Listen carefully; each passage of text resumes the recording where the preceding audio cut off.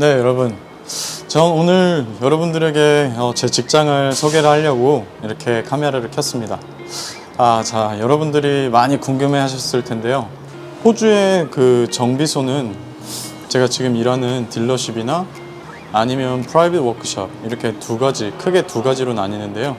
호주 직장 그 근무 시간에 대해서 얘기를 한번 해볼게요. 일단 호주는 일주일에 38시간이라는 그런 규정이 있어요.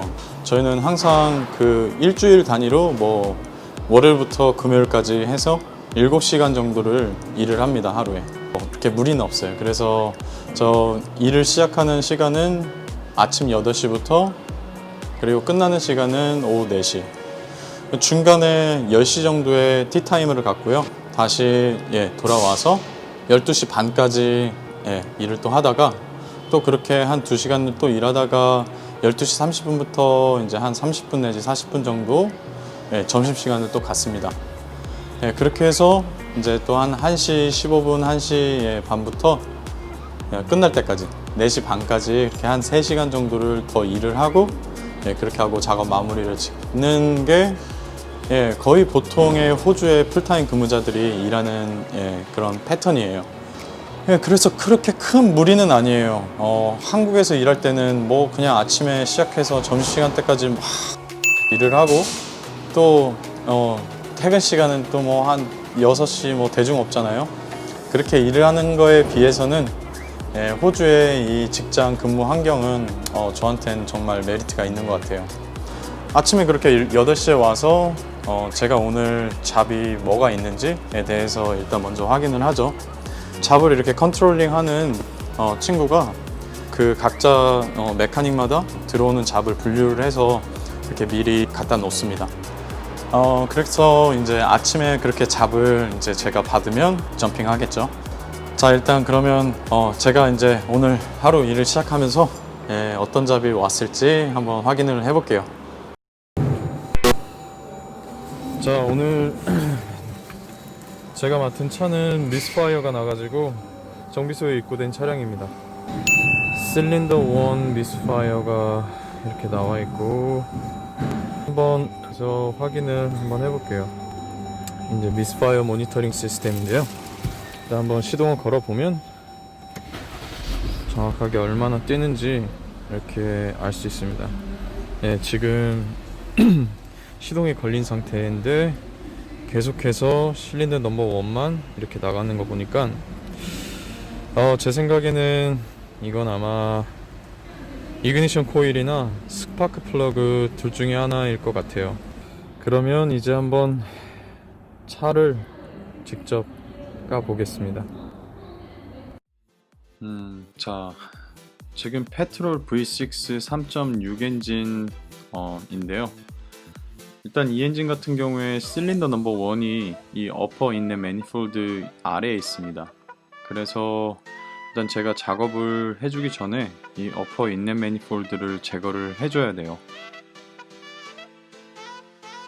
보통 지금 같은 경우는 실린더 넘버 1에서만 미스파이어가 나기 때문에 이게 스파크 플러그인지 아니면 이그니션 코일 문제인지 그 두 개 중에 하나를 확인을 해봐야 될 것 같아서 일단 실린더 넘버 1에 있는 스파크 플러그를 반대편 헤드인 넘버 2로 보내주고요.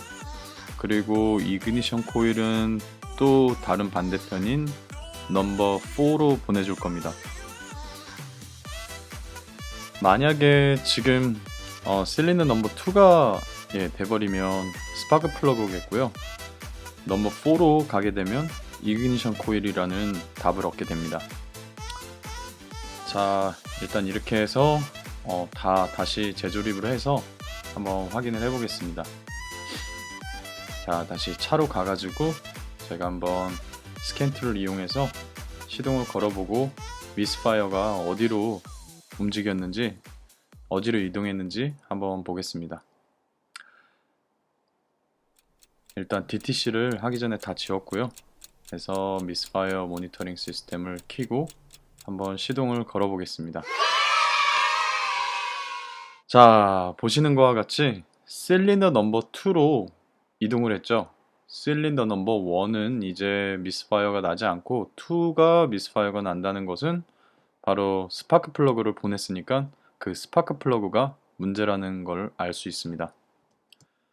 자, 이게 바로 실린더 넘버 1에 있던 스파크 플러그입니다. 외관상으로는 이 팁도 지금 클리어런스가 괜찮고요. 비전도체인 이 세라믹도 깨진 것도 없이 깨끗합니다. 자, 보통 이런 경우에는 두 가지로 나뉘는데요. 이 하나만 가는 경우가 있고 아니면 전체 6개를 다 가는 경우가 있어요. 저는 보통 이 6개를 전체적으로 다 가는 걸 추천을 드리는데요. 왜냐하면 이 다른 스파크 플러그들이 이 똑같은 문제를 안 일으키리라는 법은 없거든요. 그렇기 때문에 같은 작업을 또다시 하지 않기 위해서 저는 커스터머에게 모든 6개 스파크 플러그를 교환하는 것을 제안을 했고요. 커스터머도 흔쾌히 제 제안에 승낙을 했습니다. 자, 부품을 완전히 교체를 하고 다시 파이널 체크를 했는데 이상이 없고요. 네, 이 차를 처음 가져왔을 때 엄청나게 떨렸었는데요. 지금은 일단 테스트 드라이브를 다 해본 결과 아주 엔진이 정숙해졌고 부드러워졌습니다. 이상 없습니다. Really good. This is amazing fella. Whatever he says is like 100%, you know. It's a good liar, yeah? Hello. Hello. How are you? How are you? 아, 드디어 퇴근을 했고요. 여기 잠깐 앉아가지고 카메라를 또 켰습니다. 아까 전에 얘기하지 못한 것들이 몇 가지 있어가지고 얘기를 해보려고 해요. 호주와 한국의 가장 큰 차이점이라고 하면 제 생각엔 점심인 것 같습니다. 이 나라는 점심을 안 줘요. 한국에서는 뭐 식당이 있든 아니면 뭐 밥 먹으라고 돈이 나와서 밖에 나가서 밥을 먹던 이제 그렇게 하는데 이 나라는 그런 문화가 없어요. 일단 샐러리에 저희 점심값이 들어가 있지가 않아요. 그래서 저희 항상 점심을 싸가야 됩니다. 그래서 점심을 싸는 게 항상 일이에요. 그 전날 저녁에 점심을 싸야 되는 게 이게 항상 압박입니다. 뭐 그렇다고 해서 여기도 뭐 밖에서 못 먹을 건 없어요. 요즘에 우버잇도 있어가지고 뭐 시켜도 되게 하는데 돈이 문제죠. 이게 뭐 식사당 거의 뭐 25불에서 30불 정도, 뭐 싸도 15불이에요. 그러니까 한국 돈으로 15,000원, 2만원, 뭐 25,000원. 그러니까 한 끼에 계속 그렇게 해서 주 5일 동안 계속 그렇게 사 먹으려면 돈이 상당히 깨집니다. 그래서 저는 항상 이렇게 제 도시락통이 여기 있죠. 이게 제 도시락통이에요. 네. 제가 이렇게 항상 도시락통을 갖고 다녀요. 마치 한국에서 학교를 다니는 중고등학생들처럼. 사실 요즘에 중고등학생 학생들도 뭐 다 급식하잖아요. 그죠? 아니면 뭐 도시락을 시켜 먹거나. 아무튼 호주에서 이렇게 직장 생활 하는 게 꼭 다 좋은 거는 없습니다. 네. 제가 오늘 여러분들에게 보여드리고 싶었던 거, 그리고 이렇게 호주의 직장 생활, 메카닉이 직접 여기서 어떻게 일하는지에 대해서 여러분들과 함께 되게 유익한 시간이었길 바라고요. 혹시 이렇게 호주에서 직장 생활을 꿈꾸거나 준비하시는 분들은 도움이 많이 됐으면 좋겠습니다. 자, 오늘은 여기까지고요.